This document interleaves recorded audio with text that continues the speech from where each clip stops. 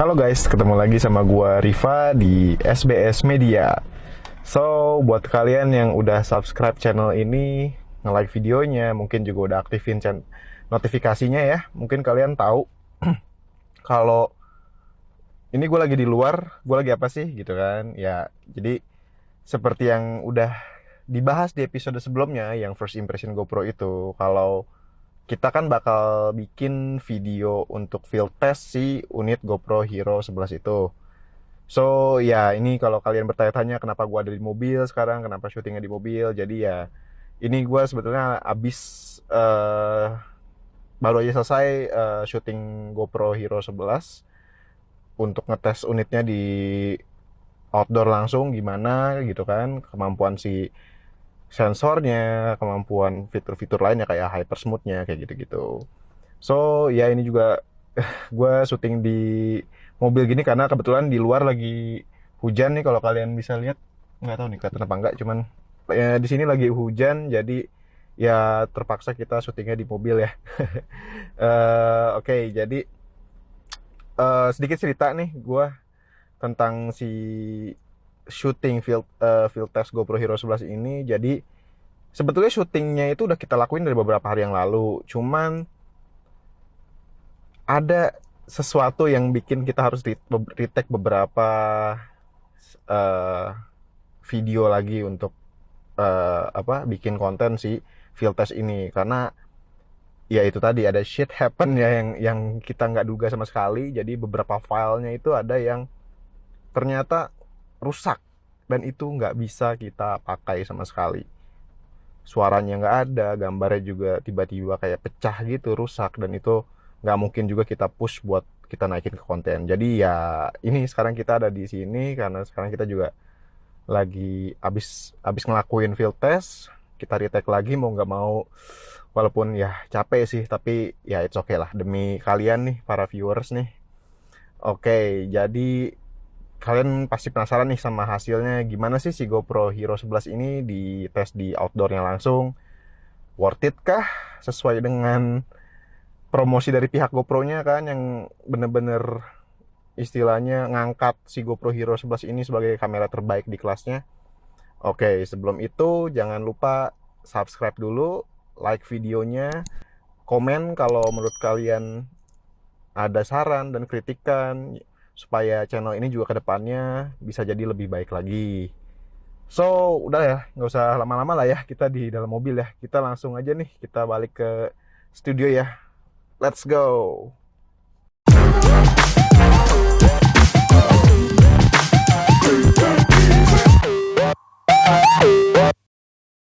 Oke, kita udah di studio lagi nih. So, kemarin kita udah tes GoPro Hero 11 ini di dua tempat yang berbeda, dengan kondisi yang berbeda juga. Oke, pertama kita tes GoPro ini di Bogor, di mana saat itu di Bogor lagi sore tuh, kondisi cahaya juga enak banget, cerah. Pengetesan ini kita meliputi kualitas video, foto, hypersmooth, dan juga mikrofon.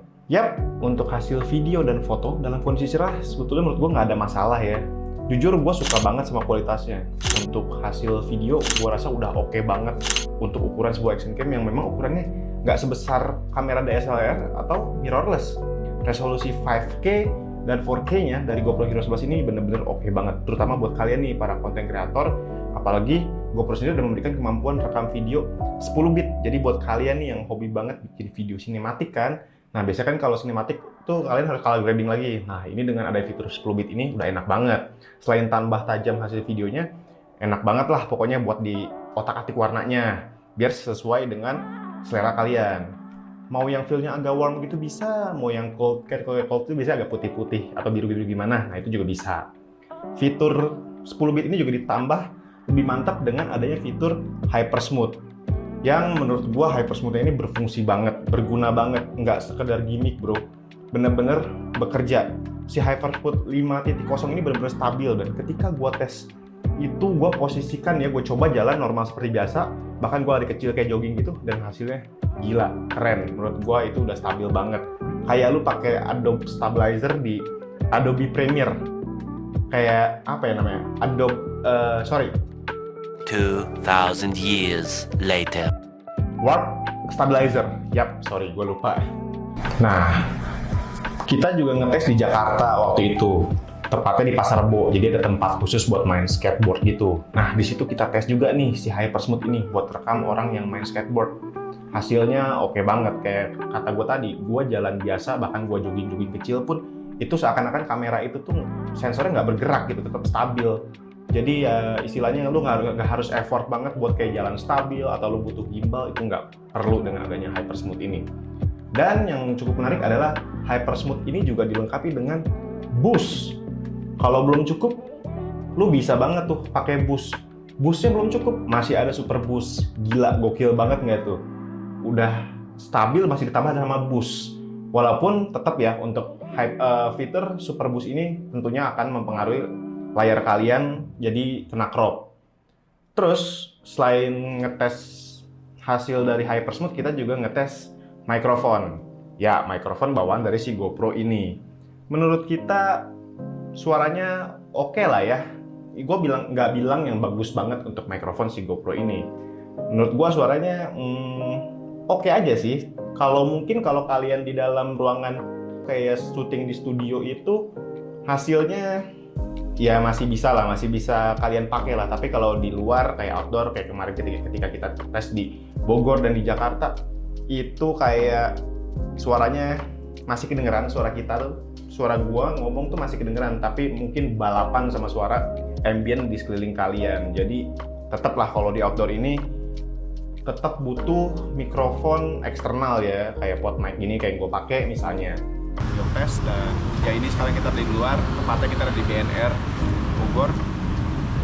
Kita di sini mau ngetes GoPro ya, gimana sensornya, Hypersmooth-nya terutama. Di sini kita bakal tes habis-habisan di kamera.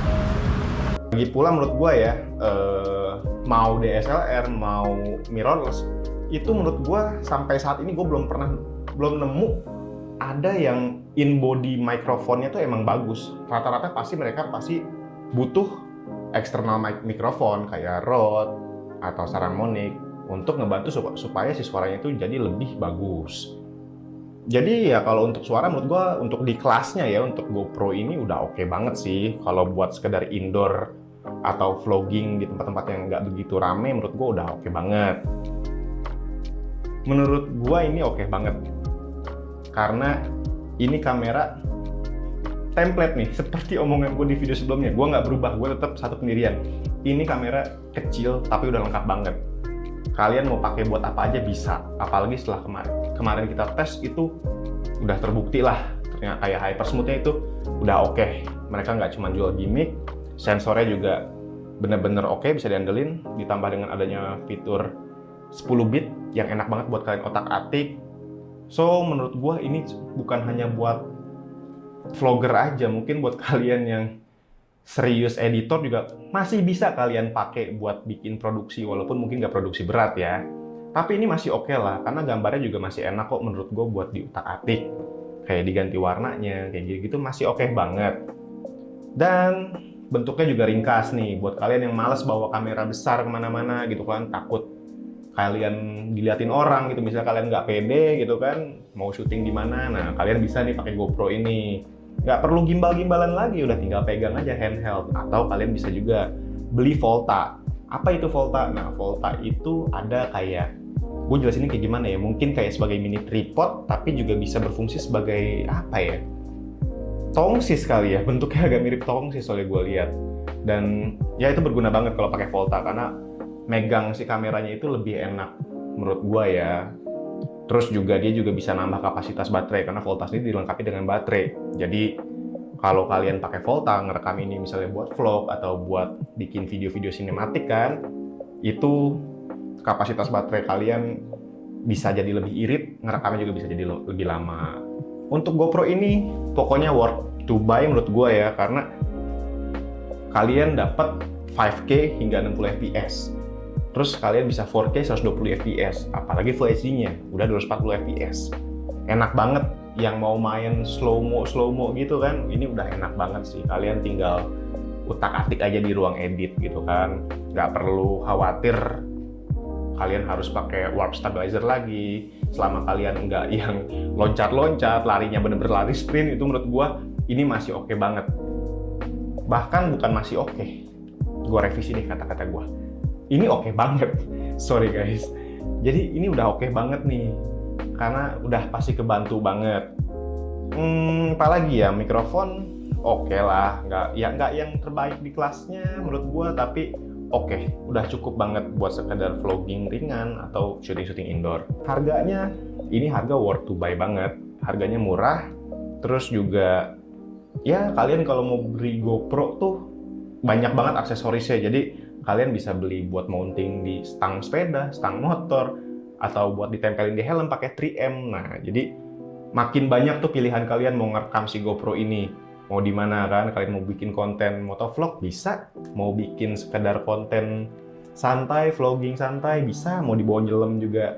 Jangan khawatir, ini udah waterproof, 100% waterproof, hingga 10 meter. Apalagi, mau dibawa apa lagi? Bisa nih kamera. Mau kalian bawa jatuh-jatuhan, mau kalian punya hobi ekstrim sport, ini kamera kuat banget. Sih, bahannya aja sampai bunyi. So, menurut gua, ini action cam terbaik di tahun 2022. Jadi, ya, kalau kalian mencari kamera kecil, ringkas, nggak narik perhatian gitu kan, kalau kalian punya masalah dengan PD kalian, insecure kalian tinggi, ini udah tepat banget. Aksesorisnya juga banyak, fiturnya melimpah banget, cocok banget buat kalian yang mau memulai sebagai content creator atau bahkan kalian yang sudah sebagai profesional content creator. So, maaf banget nih kalau ngomong gue masih agak belibet atau gimana, kedengarannya nggak enak. Maklum, gue juga masih newbie banget nih memulai hal-hal seperti ini. Tapi gue berusaha semaksimal mungkin untuk berikan informasi yang terbaik buat kalian. Gue harap video ini bisa ngebantu kalian nih, terutama yang lagi nyari-nyari kamera-kamera ringkas kan, yang udah canggih, murah juga, durabilitasnya juga udah oke. Jangan ragu sama GoPro. Kayaknya itu aja ya dari gue. So, jangan lupa subscribe channel ini, like channel ini, terus juga komen kalau kalian ada saran dan kritikan, asal satu bahasa yang sopan ya. Dan jangan lupa aktifin notifikasinya supaya kalian bisa tahu nih video-video terbaru dari kita, karena kedepannya kita bakalan banyak banget nih bikin video tentang gadget-gadget lain. Mau tahu kan, penasaran apa aja bakal kita bahas? Ntar ya, makanya kalian subscribe dulu sama diaktifin notifikasinya. Thank you udah nonton video ini. Sampai ketemu di next video. Jaga kesehatan kalian, jangan capek-capek, yang kerja jangan terlalu diforsir. Ingat kalian masih butuh healing. Oke, bye-bye.